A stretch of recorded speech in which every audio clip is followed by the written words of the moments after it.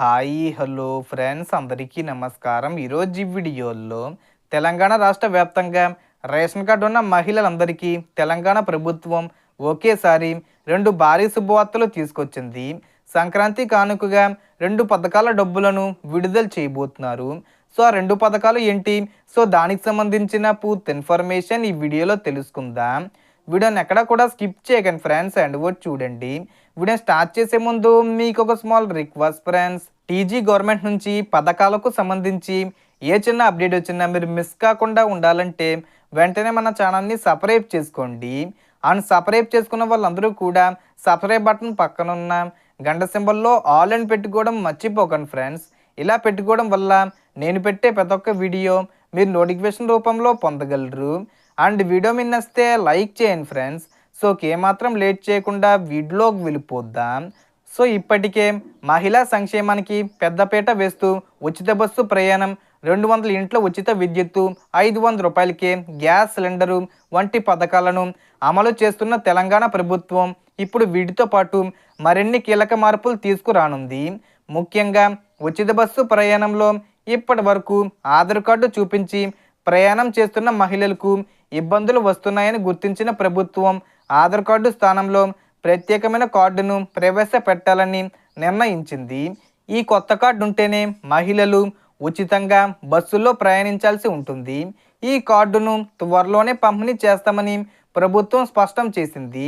ఇక మరోవైపు మహిళలకు ఆర్థికంగా మరింత చేయూత ఇవ్వాలనే ఉద్దేశంతో జనవరి నెలలోనే సంక్రాంతి కానుకగా రెండు కొత్త పథకాలను అమలు చేయాలని నిర్ణయం తీసుకుంది.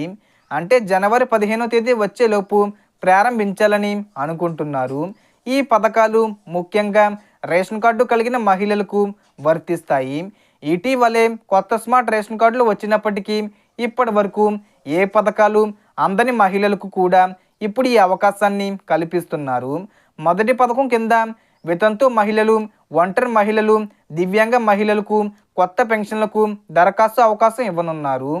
ఇప్పటి వరకు కొత్త పెన్షన్లకు అప్లై చేసే అవకాశం లేక ఇబ్బందులు పడిన మహిళలకు ఇది పెద్ద ఊరట. జనవరి నెలలోనే ముఖ్యంగా సంక్రాంతి తర్వాత అర్హత కలిగిన మహిళలు ఈ కొత్త పెన్షన్లకు అప్లై చేసుకోవచ్చు.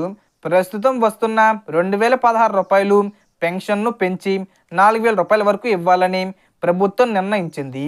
వితంతు మహిళలు అప్లై చేసుకోవాలంటే భర్త మరణ ధృవీకరణ పత్రం, భార్య ఆధారు, తమ ఆధారు, రేషన్ కార్డు, ఆదాయ ధృవీకరణ పత్రం, ఓటర్ ఐడి రెడీగా ఉంచుకోవాలి. దివ్యాంగ మహిళలు రేషన్ కార్డు, ఆధార్ కార్డు, సదరం సర్టిఫికెటు, యూడిఐడి కార్డు, ఆదాయ ధృవీకరణ పత్రంతో అప్లై చేసుకోవచ్చు. సంక్రాంతి కానుకగా అంటే 15వ తేదీలోపు సంక్రాంతికి ముందే ప్రారంభించే అవకాశం ఉంది. ఇక రెండో పథకం, సీఎం రేవంత్ రెడ్డి గారు ఎన్నికల మేనిఫెస్టోలో హామీ ఇచ్చినట్లుగా ప్రతి మహిళకు నెలకు 2500 రూపాయలు అంటే సంవత్సరానికి 30,000 రూపాయలు ఆర్థిక సహాయం అందించే పథకం. ఈ పథకాన్ని కూడా సంక్రాంతి కానుకగా ప్రారంభించాలని ప్రభుత్వం నిర్ణయించింది. ఈ పథకానికి అప్లై చేసుకోవాలంటే ration card, Aadhaar card, bank ఖాతా తప్పనిసరిగా ఉండాలి. అలాగే రేషన్ కార్డు ఈకేవైసీ పూర్తి చేయాలి. ఆధారు, బ్యాంక్ ఖాతా, ఎన్పిసిఏ లింక్ చేయాలి. ఇప్పటికే చాలామంది మహిళలు పోస్ట్ ఆఫీస్ అకౌంట్లు కూడా ఓపెన్ చేసుకున్నారు. పోస్ట్ ఆఫీస్ అకౌంట్ ఉన్నా ఎలాంటి సమస్య లేదు, డబ్బులు నేరుగా ఖాతాల్లో జమ అవుతాయి.